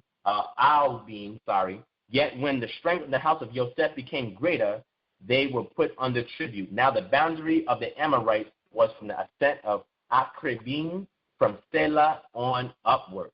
Wow, that's interesting. If you go on to chapter 2 says that it talks about Israel's disobedience. It says, then the angel of the Lord came up from Gilgal to Bochim and said, I led you from Kemet and brought you to the land of which I swore to your fathers, and I said, I will never break my covenant with you, and you shall make no covenant with the inhabitants of this land. You shall tear down their altars. But you have not obeyed my voice. Why have you done this? Therefore, I also said, listen to this, family, I will not drive them out before you, but they shall be thorns in your side, and their God shall be a snare to you. So it was when the angel of the Lord spoke these words to all the children of Israel, the people lifted up their voices and wept. Then they called the name of that place Bochim, and they sacrificed there to the Lord. And when Joshua dismissed the people, the children of Israel went each to his own inheritance to possess the land. Then it goes on to talk about the death of Yeshua. Now, verse 11 goes to say that the children of Israel did evil in the sight of the Lord and served the Baals, and they forsook the Lord God of their fathers who have brought them out of the land of Egypt or Kemet, and they followed other gods from among the gods of the people who were all around them, and they bowed down to them, and they provoked the Lord to anger. They forsook the Lord and served Baal and the Asheroth, and the anger of the Lord was hot against Israel. So he delivered them into the hands of the plunderers, and he spoiled them, and he sold them into the hands of their enemies all around, so they could no longer stand before their enemies. And if you read the Amarna tablets, you see that even though the Hebrew was a force to be reckoned with, they did not win every battle. In some battles, they actually did lose. All right? Now, again, this correlates with the text. It says, whenever, verse 15 says, wherever they went out, the hand of the Lord was against them for calamity, as the Lord has said, and as the Lord has sworn to them, and they were greatly distressed. Nevertheless, the Lord raised up judges who delivered them out of the hand of those who plundered them. Yet they would not listen to the judges, but they played the harlot of other gods and bowed down to them. They turned quickly from their way in which their fathers walked, in obeying the commandments of the Lord. They did not do so. And when the Lord raised up judges for them, the Lord was with the judge and delivered them out of the hand of their enemies all the days of the judge. For the Lord was moved pity by their groaning because of those who oppressed them and harassed them. And it came to pass, when the judge was dead, and they reverted and behaved more corruptly than their fathers, by following other gods to serve them and bow down to them, they did not cease from their own doings, nor from their stubborn way. Then the anger of the Lord was hot against Israel, and he said, because this nation has transgressed my voice, and I commanded their fathers, and has not heeded my voice, I will also no longer drive out before them any of the nations which Joshua left when he died, so that through them I will test Israel, whether they will keep the ways of the Lord to walk in them as their fathers kept them or not. Therefore, the Lord left those nations without driving them out immediately, nor did he deliver them into the hands of Joshua. Now, very, very, very important, because when you look at this, this shows the increase in turmoil that was occurring in the land of Canaan. Now, you can understand the concerns of the individuals that were in those cities who were being plundered by the Hebrew, who some of them were the Hebrews, and how the Hebrew or the Hebrews were the force to be reckoned with. And at times they were overcome, and at times they conquered and conquested. If we read Judges chapter 3, from verse 1 to 6, and I'm going to end up with that, it gives us more of that insight. It says, now these are the nations which the Lord left that he might test Israel by them, that is, all who had not known any wars in Canaan. This was only so that the generations of the children of Israel might be taught to know war, at least those who had not formerly known it, namely 5 lords of the Philistines, or the Canaanites, the Sidonians, the Hivites, who dwelt in Mount Lebanon from Mount Baal Hermon to the entrance of Hamath. And they were left that he might test Israel by them to know whether they will obey the commandments of the Lord, which he had commanded his fathers by the hand of Moses. Thus the children of Israel dwelt among the Canaanites, the Hittites, the Amorites, the Perizzites, the Hivites, and the Jebusites, and they took their daughters to be their wives and gave their daughters to their sons, and they served their gods. Now, why is this important? This is important because the reason why the Most High left the children of Israel in the land without an established nation is because they fell away from the statutes, laws, and commandments that he had given them through Moshe, and what they promised to keep while Yeshua was still alive, Yahshua was still alive, and they agreed that they will side with the Lord. They instead played the whore, a spiritual whore, and they went after the gods of the people and the nations that they were trying to conquer. Because that's the case, the Most High left the Canaanites, the Hittites, the Amorites, the Perizzites, the Hivites, the Jebusites, all of these other ethnic groups. He left them in the land of Canaan, and they did not fully possess the land, even though each tribe went to the area that they were supposed to fully possess because of their wickedness and not following the statutes, laws, and commands. He allowed their other people or the other nations in the land to oppress them. Now, why is this important from an archaeological, anthropological, and historical perspective? Because when we look at Canaan, it was always consistent of a group of ethnic Semites that were living in the land. So you're never going to see anything from Kemet. You're not going to see anything from Syria or anything from the Canaan Empire, anything from the Assyrians, the Babylonians, anything from any external culture, that there was only one mass of people that was living in the land of Canaan when it became when the Israelites, the Hebrew Israelites, entered into the land. There was always a multi-ethnic region with different classes of people that were living in the land. Now, when you are able to present this information the way that the scriptures present it, they were in this land for hundreds of years before it was fully settled and before it became a nation state. So that means that any correspondence between any neighboring nation, they will also speak about the uproar and unrest that was occurring through the multi-ethnic groups that were existing there in the land of Canaan. This is very, very important because you have to look at the scriptures in light of the evidence, the historical evidence, to validate the claims that it makes. Now, with that being said, family, it is 10:45 p.m. I'm going to open up the mic to everybody. If anybody has a question, anybody has a feedback, some input, feel free to do so. I'm going to give about 5 or 10 minutes of that. After that, I'm going to log off. And when I log off, I look forward to seeing you guys again, all right? So with that, I'm going to open up the mic. But before I do, please keep the questions and please keep the comments in regards to the topic and subject matter that was discussed on tonight. I would greatly appreciate that. That way, everything can be condensed and consolidated and can be spot on to the topic that was being conveyed on this evening. So with that being said, I'm going to open up all mics. Anybody have any questions, any comments, feel free to ask, feel free to speak, feel free to give and provide feedback. Okay, everyone, your mics are open. Yeah, I was just going to say, you're definitely right and exact with what was going on, and Judges would be the start of that turmoil that was taking place once they crossed the Jordan River and began to attack the peaceable Africans or Canaanites. And I would definitely agree that it was a multicultural peoples in those areas. But yeah, that's my comment. Definitely right, is that good teaching? First time listening to you. Definitely will be back. Excellent. I appreciate that, brother. I really do appreciate that. And again, because I try to keep unbiased and objectively, I try to just provide some information, some facts that is not doctrinally based, that's not subjective. because, again, the information I provide, some people may like it, they may not like it, but irregardless, it's facts and evidence that we still have to address in light of what the biblical claims have made. So I thank you for that feedback, caller. We look forward to seeing you again, Chief. I appreciate that. So the mic is open if anybody else wants to ask any other questions. Yeah. I'll hop in there. Shalom, everybody. I have a comment and a question. I'll start with the comment. The comment is, and Divine, are you doing a great job, man? The information that you provided tonight is explosive. One thing I wanted to say, because it sounds like when you're speaking, you're hinting to certain things, and you're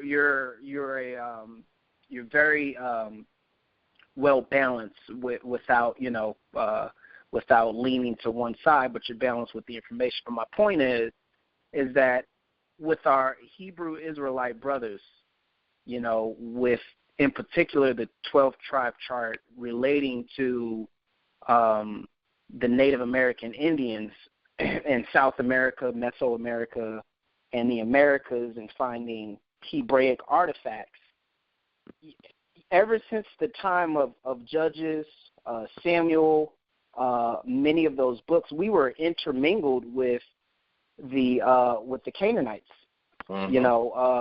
and from that time, even up to what our brothers say are the Moors up in Europe and Spain, even in America, because you don't find exclusively Hebraic artifacts. There's a mixture of some Egyptian artifacts and some other African artifacts, but you do see some Hebraic, the Ten Commandments that were found and that sort of thing.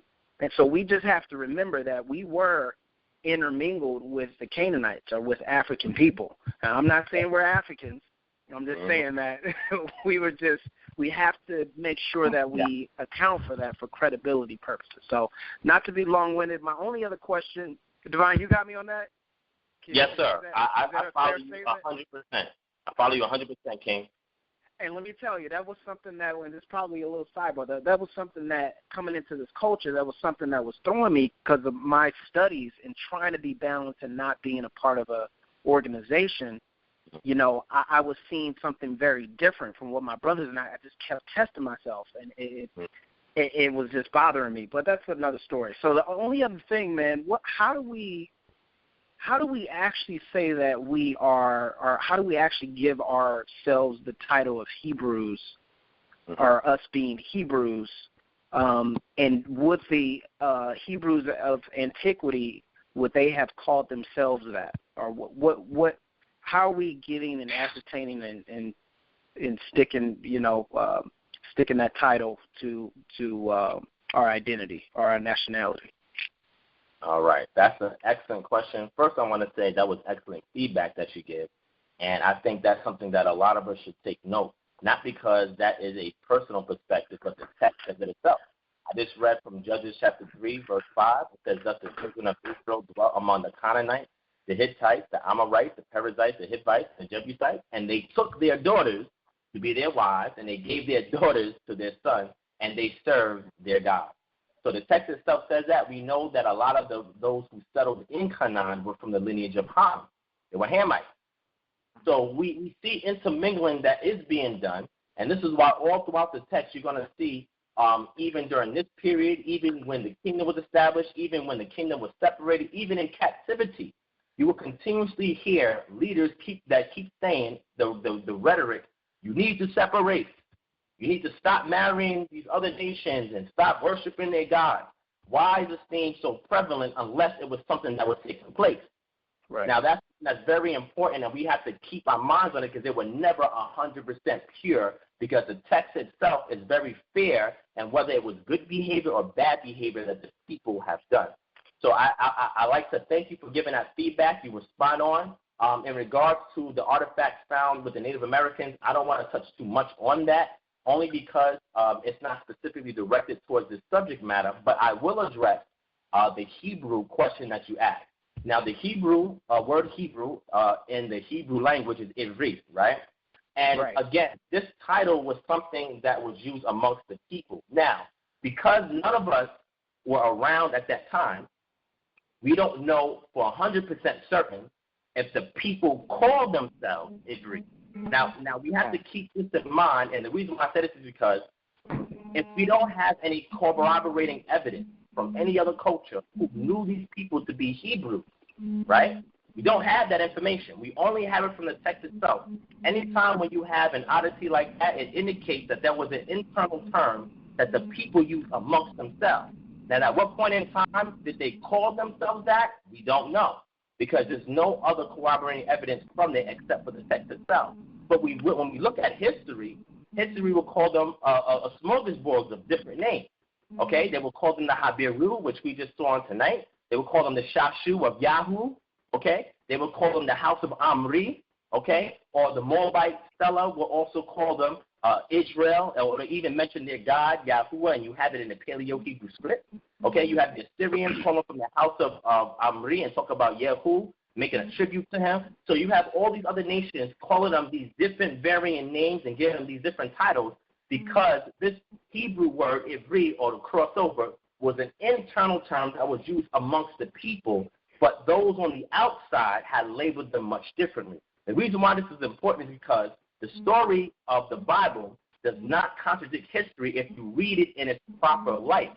But if you're trying to go around and using the term Hebrew and saying that, well, the people called Hebrews at the time, but you cannot find it in no corroborating history, you cannot give that point to people that are outside of the paradigm of your faith, because they will not accept it, especially when you look into the geological record, the archaeological record, the anthropological record, and they don't see any names of Hebrew, and they will say, see, what you're trying to do is you're trying to superimpose Hebrew with this, and this group, instead of letting them know that, listen, Hebrew meaning to cross over was a designation to the people that was originally from the stock of Abraham that existed in Kemet and exited out with Moshe and was settled into the land by Yahshua, but then after that they started mingling with the other people.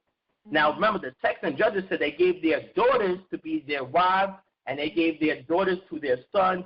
They were giving away their children, and then you had to stop. Now, Hebrew Israelites would say, well, if it's just the woman being given away, then that means that in that case scenario, it's whatever the seed was. Now, if they're giving their daughters away to these other nations, and these other nations are laying seed in these women, then these women are no longer, guess what, Ivri or Hebrews. Okay? They're going to be much different if you support that it's only through your father's lineage. But in the text, there's some isolated incidences where lineage was connected to the mother.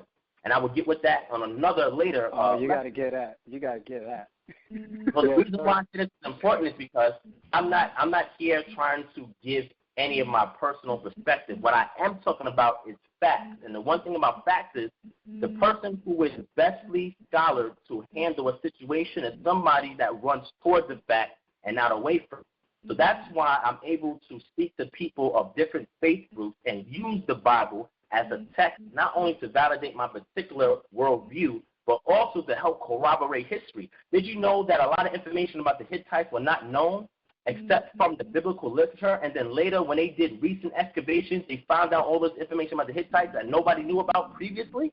Right. So the reason why I'm saying this is because the Bible is a powerful tool. There is history in there if you set aside the theological aspect first and just look at the historical claims that are being made, and once you line it up with the text, you will see. So to answer your question, my brother, in regards to who's the Hebrew, at that time, it was people who were originally from the stock of Abraham. Now, as time progressed, that amount of people had shortened because of the intermarrying. So there was a smaller stock of people that was purebred, but they still existed. But there were other people who were mingled, and you'll see in the text that always talk about the mixed multitude of people. There were people that were going towards the God of Abraham, just like when we look in the Bible in the Tanakh. In the Torah, we'll see that the mixed multitude that was there in Deuteronomy chapter 29, the Most High says, I not only give this commandment and this covenant to you only, but to those who are amongst you, the others who are amongst you.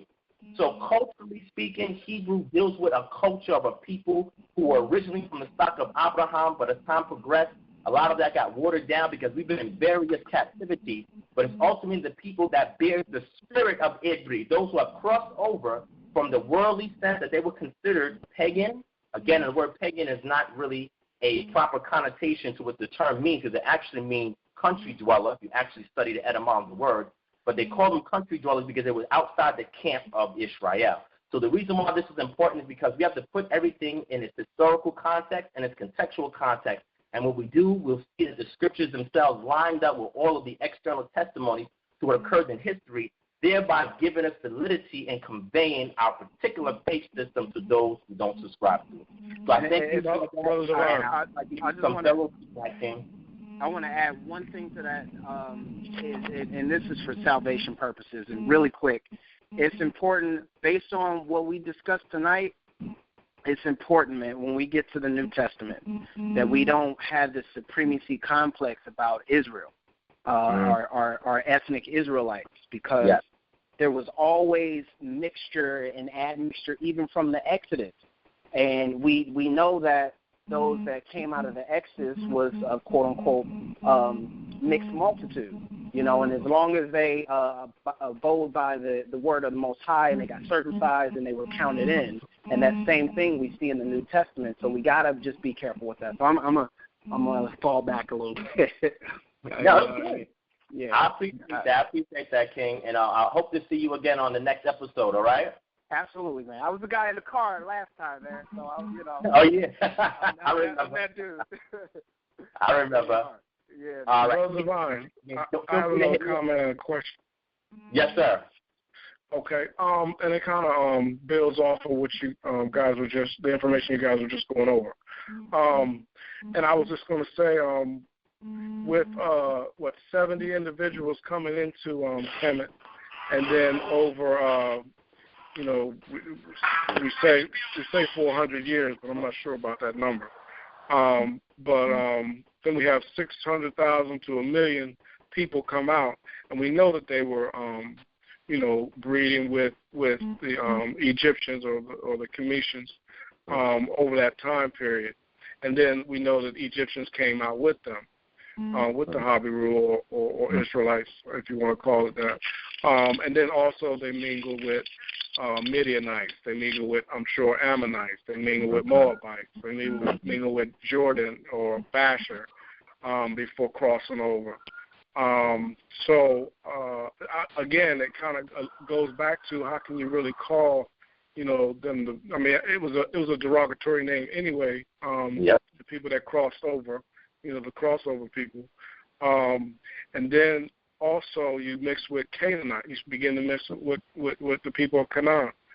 So, you know, it kind of, I mean, you got Ruth with the Moabites, but it kind of goes to a point where your bloodline is pretty much mixed. I mean, you can't really say, you know, it's still a pure Israelite people. I'm sure there were some that probably didn't mingle. But there was probably and then my question is, even that was my comment, my question is, those individuals who are now Valley pro or conscious or leaning towards that system, would they consider, or would you even consider those Africans or those Egyptians that left their homeland and went with the Harbinger, would they be considered traitors to their own people? Kind of like the mulattoes, if you were to mix with the oppressor of today and turn against your own people and believe in a system that they subscribe to. What's your comment on that? That's a great first great feedback, and then a good question to ask. And I'm going to try to answer it as quickly as possible because we're running out of time. But I'll answer that for you. So the first thing, the comment you made is about interbreeding. And again, yes, that's very important because we have a very current example. Here in America, you have a lot of so-called African Americans. How many African Americans in America can actually tell you that their bloodline is pure? We don't have a lot of African Americans that actually say that. But the interesting thing is that because African, quote-unquote African or dark Semitic or Hamitic blood is more pervasive when you do a DNA testing than any other ethnicity because it's closer to the original man than others, a person will be more dominant that particular quote-unquote ethno group. Now, the reason why I say that is because you have to have a culture to define who you are. Your identity comes from your culture. that comes from a common language, that comes from a common history. So the Israelites throughout the scriptures themselves, again, tried to have a common culture, a common language, and a common history. And they use this as a political tool to continue to advance themselves in whatever situation that they found themselves in, within the text and outside the text if you do a study of these people. Now, going back to your original your question after the comment you made, which I agree with, the question that I think was very important that you have pointed out is, you said, was the Nile Valley Africans or the Cometians and even some Nubians, remember, there were some Nubians amongst them, and Egyptians were amongst them. The text says it very clear in Numbers chapter 12, Leviticus 24 and 10, Exodus chapter 12, all the way down to the last few verses. We always know that there were people from the Nile Valley that was intermingling with them. This is why the Most High had to say through Moses, I don't only say this to the children of Israel, but all others who are amongst them, this covenant goes to you as well. So would they be considered traitors? It depends. You know, you have to say who would be considered a traitor in ancient Kemet.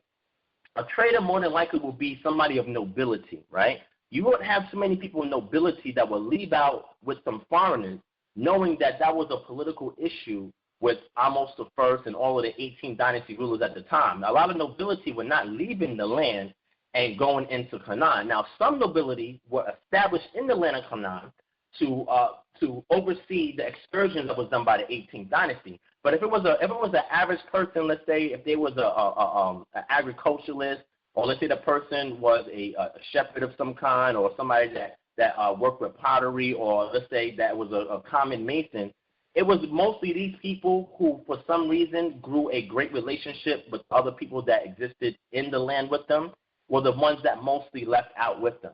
The people who were dedicated to Pharaoh, or who we call the Nisut in Nile Valley, and they had an allegiance to him, they would not leave. But the people who didn't really have an allegiance and were looking for an opportunity either to leave or an opportunity to stay with the people who they grew a close-knit relationship with, who were exiting out, more than likely you're going to have those people that are leaving, and you're not going to hear the Nisut really care about those people. Those are common people. You're not really going to care about those people. But if the nobility was leaving, and the people who have power, who own land, who are part of other nomes who were ruling, and they decided to leave, which they didn't, because it were only the Hyksos rulers that first were the ones that were kicked out first, and then there was other additional exoduses of ethnic Semites that were leaving out of the land. Then if there were any Nile Valley Africans that left with them, again, from the Kemetic persuasion, the Nisut and the nobility would not care unless there was somebody that was valuable to them. But because we don't have a lot of recordation of that, I cannot say anything with certainty. So what I speak is I postulate based on whatever available evidence is there and whatever testimonies from manuscripts that are there. So according to the testimonies of the manuscripts, not getting into my own personal perspective, we don't see a lot of accounts where they were quote-unquote traders that left with the Hyksos or left with any Semites that went and settled in Canaan. Now, you had some quote-unquote Cometians or Nile Valley Africans that were living in ancient Canaan, and then they were mingling and mixing with the people there. If you read the modern letters, you'll see a lot of this taking place. So some of them may have been considered traders, but in the land of Kemet that left out with the Exodus, most of those guys were just regular people, man. I mean, that's just like if 100 people were to leave America today and they were regular middle to lower class people, you think anybody would care? No, but if they were great businessmen of wealth, people who were politicians and so forth, this will get a lot of acclaim on the TV, on the media, and then they will be called traitors. Right. Now, it's interesting, you made the comment of like builders or masonry. You could even use the biblical text to refer to like the gold makers. When Moses, when they had the what did they carry around? Help me out. You talking about the furnaces? You said the gold makers? Right. They did the poles for it. They put the staff of Aaron in it. They put the you talking about the Ark of the Covenant? The Ark of the Covenant, the gold, the makers of that particular artifact, the makers of the tent, and putting up the decorative things in the tabernacle. But so I would say, you could probably, possibly some artisans came out of Kemet and added to that if the Harbinger didn't have those talents as well. And then my second thing I wanted to table to you, throw to you, is I'm sure some of those peoples suffered from Stockholm syndrome, especially those the ones that were all the men and the women who had been tainted were killed, say the Midianites and whatever other women they picked up or young children they picked up and took as their wives or their children or what have you, and then they began, Stockholm meaning that they began to like their captors and act like their captors.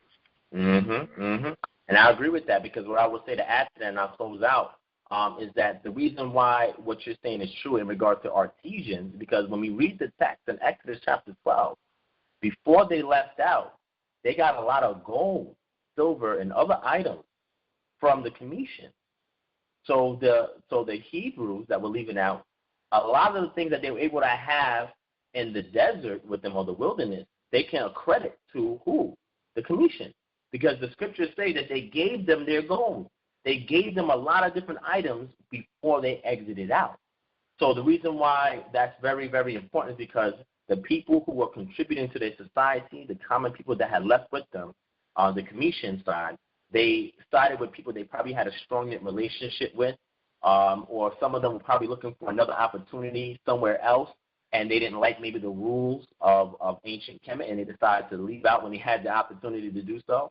So we have to look at it from a practical perspective, just like how you have pointed out, and in doing so, we understand that a lot of things that that they learned when they were in ancient Kemet, because some of them also, according to the biblical narrative, were Masons themselves who were operative Masons themselves, who were the ones who were helping to build a lot of the edifices or a lot of the storehouses, like the scriptures say. So some of them were artisans themselves, but again, a lot of the Commissions who were mixed among them also were people of trade, but they were not people of high nobility who were found in the land of Canaan when excursions were being done by the 18th and 19th dynasty into the land of Canaan. So I thank you for that feedback, King. I definitely appreciate that. I thank you for everybody for being on the line tonight. We're a little over the time, but that's okay. Y'all hung out. Y'all stuck to it. Hopefully I gave y'all some good pertinent information that you guys can use as an icebreaker or use it to share in a conversation with people who do not have the same persuasion of you, not so that you can proselytize with them, but when they try to attack or go on the offensive against your faith, now you have the concrete evidence to support the biblical claims to give you the confidence necessary to uphold and continue to, I would say, position yourself in a conversation with those who are non-believers. So thank you, everybody, for staying tuned. Stay tuned for the next episode number 4 that will come up of Concrete Faith series. Everybody, you can go and add me at Divine Prospect on Facebook. You can add me at Kingdom Moments on Instagram. Also, for those who are asking how can they donate, donation is not necessary for anybody to be a part of this series. But if you would like to donate, you can go to my GoFundMe account, which is www.gofundme.com/Kingdom Harbinger. And you guys can donate there if you want. Again, it's not necessary. I thank everybody for your participation, for listening in and hanging on for this long roller coaster ride. Now you guys can unstrap yourselves and get off the ride and talk about how great the ride was. But again, I will post on my pages the reference to this particular episode that will be posted on on YouTube. And I will put the links on Facebook and on Instagram so you guys can go back over the information. And I will also have the link for everything that was discussed also in the caption of the video on YouTube, so that way people can go back and check the information that I provided, so you guys can continue to see that I do my best to teach objectively. I try not to offend nobody, because this is not about my personal beliefs, but it's about the evidence that I can use to equip you to be a better individual, to be more confident, more astute in regards to your studies, in regards to your personal perspective and your worldview as it pertains to the scriptures. So thank you all for being on the line tonight. I will say good night, and I will say farewell, and I will see you